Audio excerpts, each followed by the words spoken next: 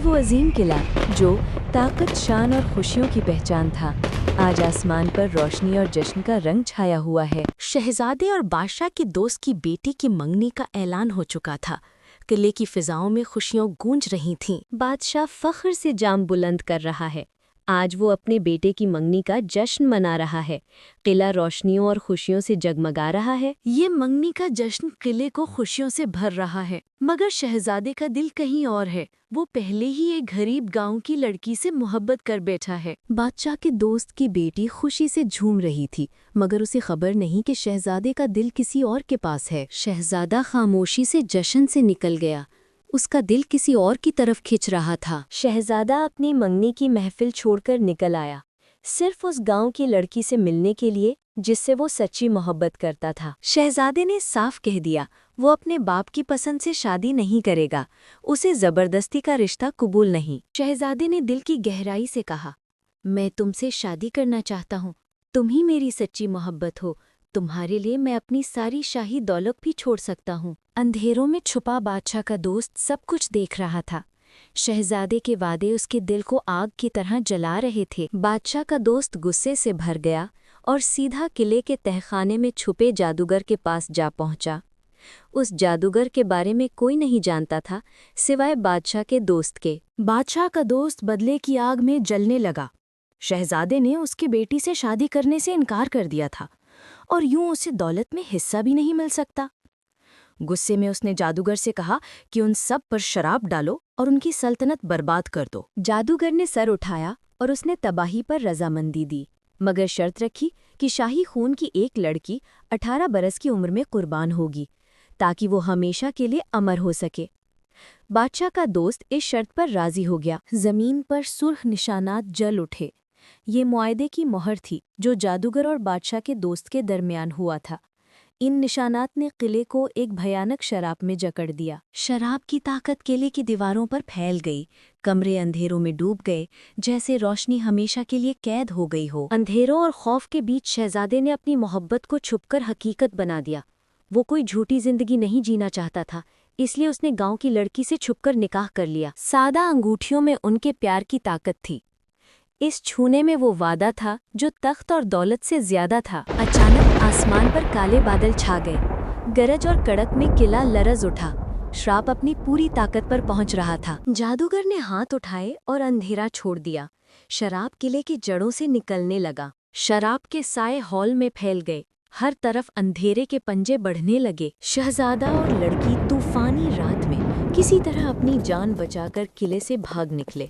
पीछे अंधेरों के साए फैल रहे थे, जैसे उन्हें वापस खींचना चाहते हों, और वो अपना सब कुछ छोड़ आए थे। शहजादा और गांव की लड़की मुश्किलों से किले के साए से निकल आए। वो लंदन पहुंचे और नई जिंदगी शुरू की।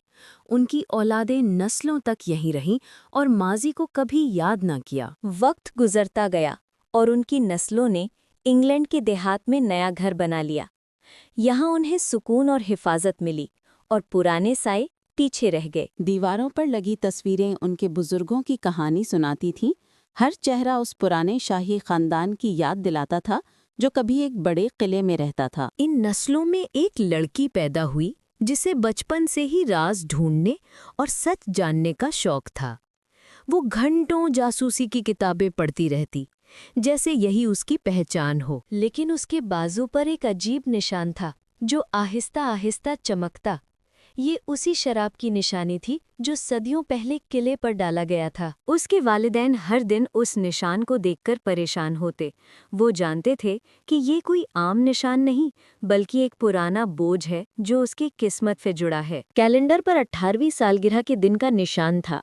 माँ बाप जानते थे कि ये शराब किले से जुड़ा है, लेकिन वो ये नहीं जानते थे कि उस किले की दीवारों में कौन से राज सदियों से दफन है। वो अपनी बेटी से जुड़े श्राप की फिक्र में डूबे रहते थे। भारी दिल के साथ उन्होंने फैसला किया कि श्राप से जान छुड़ाने का एक ही रास्ता है, किले को बेच देना और माजी को पीछे छोड़ देना चाहिए। लेकिन उनकी किस्मत में कुछ और ही लिखा था। वक्त आ गया था। सफ़र शुरू हुआ। वो भारी दिल के साथ सामान लेकर अपने मुल्क की तरफ रवाना हुए। लड़की के हाथ में किले की फाइल थी। वो सोच रही थी कि इस पुरानी इमारत में ऐसा क्या है जो सदियों से उनके खानदान से जुड़ा हुआ है। ढलती शाम में जहाज आसमान की तरफ उड़ा। جیسے خاندان اپنے ماضی کے سائے میں واپس جا رہا ہو۔ گاڑی کی کھڑکیوں کے باہر سب کچھ عام لگ رہا تھا، لیکن والدین کی آنکھوں میں بے چینی صاف نظر آ رہی تھی۔ گاڑی دھند میں لپٹی پہاڑی سڑک پر آگے بڑھ رہی تھی۔ ہر موڑ پر لگتا تھا وہ اپنے ماضی کے قریب تر جا رہے ہیں۔ بارش کی بوندوں کے درمیان شیشے پر دور ایک پرانا قلعہ دکھائی دیا جو صدیوں سے اندھیرے میں ڈوبا ہوا تھا۔ لڑکی کی نظریں دھندلے جنگل میں کھوئی ہوئی تھی۔ اچانک اس کے بازو کا نشان ہلکی روشنی سے چمکا، جیسے وہ اسے آنے والے خطرے کا پتہ دے رہا ہو۔ آخر وہ وقت آ گیا۔ ٹوٹا ہوا دروازہ ان کے سامنے کھڑا تھا۔ لگتا تھا پرانا شراب اب بھی زندہ ہے۔ وہ لوگ زنگ آلود دروازے کے سامنے کھڑے تھے اور سب کے دل میں ڈر اور سوال تھے۔ لڑکی نے ہمت کر کے زنگ آلود دروازہ دھکیل دیا۔ والدین خاموش کھڑے اسے دیکھتے رہ گئے۔ قلعے کا صحن سوکھی بیلوں اور ٹوٹی مورتوں سے بھرا تھا۔ ماں باپ کہہ رہے تھے کہ یہ جگہ بیچ کر فوراً لنڈن چلے، مگر بیٹی ضد کر رہی تھی۔ وہ کہتی تھی کہ مجھے قلعہ ایک بار اندر سے دیکھنا ہے۔ ماں اور باپ ڈرے ہوئے تھے۔ وہ قلعے میں نہیں جانا چاہتے تھے، مگر بیٹی کی ضد کے آگے اندر جانے پر مجبور ہو گئے۔ اس کی آنکھوں میں ضد اور ہمت صاف نظر آ رہی تھی۔ وہ ہر حال میں یہ جاننا چاہتی تھی کہ یہ پرانا قلعہ اپنے اندر کون سا راز چھپائے بیٹھا ہے۔ اچانک کوے چھتوں سے اڑ گئے، جیسے قلعے کے اندھیروں میں چھپا راز جاگ اٹھا ہو۔ اوپر کی کھڑکی میں ایک مدھم سا سایہ دکھائی دیا، جیسے کوئی صدیوں سے وہاں چھپا انتظار کر رہا ہو۔ وہ لوگ آہستہ آہستہ قلعے کے اندر بڑھتے گئے۔ دیواروں پر جمی پرانی گرد اور ہر کونے میں چھپے سائے انہیں حیرت میں ڈال رہے تھے۔ وہ اوپر دیکھ کر چونک گئے۔ چھت ٹوٹی ہوئی تھی۔ ماں نے کہا کہ یہ بہت پرانی لگ رہی ہے۔ باپ نے بھی کہا کہ ہاں، یہ برسوں پرانی ہے، اور سب کو محتاط رہنے کو کہا۔ ماں اور باپ قلعے سے فوراً نکلنا چاہتے تھے، مگر بیٹی ضد کر رہی تھی کہ وہ ہر کونے کو دیکھے۔ اسے یہ جگہ عجیب اور حیرت انگیز لگ رہی تھی۔ ہر طرف شراب کے سائے پھیلے ہوئے تھے اور ٹوٹا ہوا آئینہ انہی سایوں کی جھلک دکھا رہا تھا۔ ٹوٹتی ہوئی چھت سے دھول آہستہ آہستہ گرتی رہی، اور ہر قدم کے ساتھ ماحول مزید بھاری اور خطرناک لگنے لگا۔ دیواروں پر سرگوشی کرتے سائے رینگ رہے تھے۔ ہر کونا ڈر اور راز سے بھرا ہوا تھا۔ ماں نے ڈرتے ہوئے کہا کہ ہمیں واپس جانا چاہیے، یہ جگہ خطرناک ہے۔ باپ نے بھی گھبرا کر کہا، ہاں، یہاں ماحول ٹھیک نہیں، سب کو واپس چلنا چاہیے۔ وہ نہیں ڈری۔ اس کی آنکھوں میں تجسس تھا اور وہ سچ جان کر ہی رہے گی۔ اسی وقت اس کے بازو پر بنا نشان اور زیادہ روشن ہو گیا، جیسے قلعے کا کوئی راز اسے اپنی طرف بلا رہا ہو۔ انہوں نے گہری سانس لی اور فیصلہ کیا کہ جو بھی ہو آگے بڑھنا ہے۔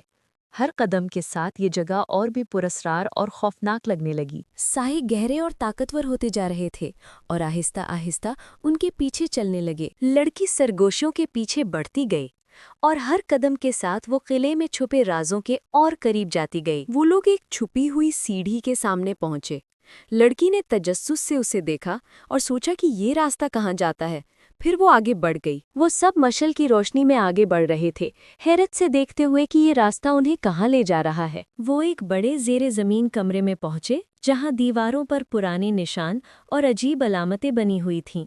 لڑکی نے حیرت سے کہا کہ یہ نشان بہت پرانے لگتے ہیں اور وہ جاننا چاہتی ہے کہ یہ سب کس لیے ہیں۔ انہوں نے کمرے میں ایک پرانی جادوئی کتاب دیکھی جس پر عجیب الفاظ اور نشان بنے ہوئے تھے۔ لڑکی نے کہا کہ یہ کتاب بہت پراسرار اور طاقتور لگ رہی ہے اور وہ دیکھنا چاہتی ہے کہ اس میں کیا لکھا ہے۔ وہ کمرے میں ارد گرد دیکھنے لگے اور دیواروں پر بنے عجیب نشان دیکھ کر سب حیرت سے سوچ رہے تھے کہ یہ سب کیوں بنائے گئے ہیں۔ جب وہ سب ارد گرد دیکھ رہے تھے، لڑکی کے ہاتھ کا نشان آگ کی طرح روشن ہونے لگا۔ سب حیران رہ گئے کہ یہ سب کیا ہو رہا ہے۔ یہ موم بھی کسی چھپے راز کی نشانی لگ رہی تھی۔ ہر چیز اس قلعے میں جیسے زندہ ہو گئی ہو۔ دیواریں، نشان، ہر چیز بول رہی تھی اور ان کے گرد ایک پراسرار سرگوشی گونج رہی تھی۔ دروازے پر ماں اور باپ گھبرائے کھڑے تھے۔ ان کے قدم آگے بڑھنے سے رک گئے تھے۔ ماں نے کہا کہ یہ جگہ محفوظ نہیں، ہمیں فوراً واپس جانا چاہیے۔ باپ نے بھی کہا کہ ہمیں اپنی بیٹی کو ساتھ لے کر واپس جانا ہوگا، ہمیں یہاں آنا ہی نہیں چاہیے تھا۔ جیسے ہی لڑکی نے پرانی جادوئی کتاب کھولی، کتاب کے ورق روشنی میں جلنے لگے، جیسے ان میں جان آ گئی ہو۔ وہ جان چکی تھی کہ یہی کتاب اس قلعے کا راز بتائے گی، اور اب سچ اس سے چھپ نہیں سکے گا۔ لڑکی نے کتاب کھولی اور پڑھنا شروع کیا۔ کتاب میں لکھا تھا کہ قلعے پر ایک جادوگر نے شراب ڈال رکھا ہے اور یہ سب اسی کی نشانی ہے۔ وہ جان گئے کہ یہ سب ایک پرانا جادو اور شراب ہے۔ جیسے ہی وہ آگے بڑھتی گئی، زمین ہلنے لگی اور آگ نے پورے کمرے کو گھیر لیا۔ ایسا لگ رہا تھا جیسے کوئی بڑی مصیبت آ رہی ہو۔ دھواں میں سے جادوگر نکلا اور ہنستے ہوئے بولا، میں نے صدیوں سے تمہارا انتظار کیا اور آخرکار میرا شراب تم لوگوں کو یہاں کھینچ ہی لایا۔ جادوگر نے کہا، تم نے جو سچ جانا وہ صرف آدھا ہے، باقی حقیقت یہ ہے کہ میں نے اس قلعے پر شراب ڈالا اور تمہارے خاندان کو تباہ کر دیا۔ یہ سب ایک معاہدے کا حصہ تھا جو میں نے بادشاہ کے دوست کے ساتھ کیا تھا۔ وعدے کے بدلے میں وہ مجھے ایک 18 سال کی شاہی خون والی لڑکی دے گا، لیکن اس نے کبھی وعدہ پورا نہیں کیا۔ جادوگر جیسے ہی لڑکی کے قریب پہنچا، جادوگر کی طاقت بڑھنے لگی۔ وہ اپنے آپ کو امر کرنے کے لیے لڑکی کو قربان کرنے والا تھا۔ اس کا عصا دھڑکتی ہوئے آگ کی طرح روشن تھا۔ یہ اس کی طاقت بڑھنے کی نشانی تھی۔ جادوگر نے اپنے جادو سے ماں اور باپ کو دیوار کے پیچھے قید کر دیا۔ وہ زور زور سے دیوار پر ہاتھ مار رہے تھے، لیکن سب بیکار تھا۔ جادوگر نے حقارت سے لڑکی کے بازو پر بنے نشان کو دیکھا۔ وہ بولا، تم شاہی نسل سے ہو، میرا مقصد پورا ہو جائے گا۔ میں امر بننے کے لیے تمہیں شیطان کی راہ میں قربان کر دوں گا۔ میں نے صدیوں سے اس لمحے کا انتظار کیا ہے۔ میں تم سے نہیں ڈرتی اور میں تمہیں اس نیچے اور گھنونے مقصد میں کامیاب نہیں ہونے دوں گی اور تمہیں امر نہیں ہونے دوں گی۔ تم نے ہمارے خاندان، ہمارے قلعے اور ہماری زندگی برباد کر دیا۔ تمہیں اس کا حساب چکانا ہوگا۔ جادوگر نے غصے میں اپنا عصا بلند کیا اور آگ کا طوفان چھوڑا جو لہر کی طرح لڑکی پر ٹوٹ پڑا۔ لڑکی جب بھی جادوگر کے قریب ہوتی تو اس کا نشان اور بھی تیزی سے چمکتا۔ یہ صاف دکھائی دے رہا تھا کہ یہ نشان جادوگر اور اس کی شراب سے جڑا ہوا تھا، اور ہر قدم کے ساتھ جادوگر کی طاقت بڑھتی جا رہی تھی۔ جادوگر کے قہر کی آگ اور نشان آپس میں ٹکرا گئے۔ یہ وہ وقت تھا جس پر سب کی قسمت ٹکی ہوئی تھی۔ ماں بیٹی کو جادوگر سے اکیلا لڑتا دیکھ کر پریشان ہو گئی۔ باپ نے کہا کہ وہ کچھ بھی نہیں کر سکتے اور یہ لڑائی اس کو اکیلے ہی لڑنی ہوگی۔ پورا کمرہ اندھیروں اور خوفناک شیطانی روحوں سے بھر گیا۔ وہ شراب کے بلانے پر جاگ اٹھے تھے اور لگ رہا تھا جیسے ہر روح ان کے قابو میں جا رہی ہو۔ جادوگر نے آنکھ کا وار کیا، مگر لڑکی نے جھک کر بچاؤ کیا۔ اس نے للکار کر کہا، یہ آگ مجھے نہیں روک سکتی، میں تمہیں نہیں چھوڑوں گی۔ لڑکی سوچ رہی تھی آخر یہ سب ختم کیسے ہو سکتا ہے۔ پھر اچانک اسے یاد آیا کہ یہ سب اس جادوئی کتاب سے جڑا ہوا ہے، وہی کتاب اس شراب اور اندھیروں کی جڑ۔ لڑکی نے سوچا، یہ سب شراب اور سائے اسی کتاب سے جڑے ہیں، کیوں نہ اس جادوئی کتاب کو ہی ختم کر دیا جائے؟ جادوگر غصے سے چلاتا ہوا بولا، بس بہت ہوا، اب میں تمہارے ماں باپ کو مار ڈالوں گا اور اس انجام کی ذمہ دار تم خود ہوگی۔ لڑکی نے فوراً کتاب اٹھائی اور اسے آگ میں پھینک دیا۔ کتاب کے صفحے جل اٹھے اور آگ نے اسے تیزی سے نگلنا شروع کر دیا۔ جیسے ہی کتاب آگ میں جلنے لگی، اس کے ساتھ ہی زمین پر بنے نشان ٹوٹنے لگے۔ صدیوں پرانا شاپ ٹوٹنے لگا اور اندھیروں کی زنجیریں بکھرنے لگی۔ نہیں، یہ نہیں ہو سکتا، تم نے میری صدیوں کی محنت راکھ بنا دی۔ اچانک آگ اور روشنی کا دھماکہ ہوا، جیسے شراب ٹوٹنے لگا۔ جادوگر کا بازو ٹوٹ کر راکھ میں بدل گیا، ہر ذرہ ہوا میں بکھر گیا۔ جون جون شراب ٹوٹنے لگا، جادوئی دیوار چکنا چور ہو گئی اور اس کے ساتھ ہی ماں اور باپ قید سے آزاد ہو گئے۔ جیسے ہی شراب ٹوٹنے لگا، دیوار پر بنے عجیب نشان ٹوٹنے لگے۔ اچانک ایک آنکھوں کو چکا چوند کر دینے والی روشنی پھیلی اور سب کچھ غائب ہو گیا۔ جادوگر آہستہ آہستہ راکھ میں بدل گیا، ہر ذرہ ہوا میں بکھر گیا اور اس کا شراب ہمیشہ ہمیشہ کے لیے ختم ہو گیا۔ لڑکی نے آخرکار جیت حاصل کر ہی لی اور سکون کی سانس لی اور شراب کو ہمیشہ کے لیے ختم کر دیا۔ شراب ٹوٹ گیا اور سورج کی کرنیں قلعے پر چمکنے لگیں۔ ہر طرف روشنی اور سکون چھا گیا۔ قلعے کی ٹوٹی ہوئی دیواریں آہستہ آہستہ دوبارہ جڑنے لگیں۔ ہر چیز زندگی کی طرف لوٹ رہی تھی۔ کھڑکیوں کا شیشہ آہستہ آہستہ پھر سے جڑنے لگا اور روشنی ہر شیشے سے چمک رہی تھی اور قلعے میں جادو کی جگہ سکون چھا گیا۔ گرینڈ ہال کے جھومروں نے روشنی بکھیر دی، ہر طرف سنہری روشنی پھیل گئی اور قلعے کی خوبصورتی دوبارہ واپس آ گئی۔ سنہرے جھنڈے دوبارہ سے ہوا میں لہرا رہے تھے اور قلعے میں جیت اور سکون کا پیغام پھیل گیا۔ وہ اپنی بیٹی کو خوشی سے گلے لگا رہے تھے، اب وہ محفوظ تھی और नस्लों पर छाया हुआ शराब खत्म हो गया था। लड़की के बाजू पर बना निशान आहिस्ता आहिस्ता सुनहरी धूल बनकर हवा में उड़ गया।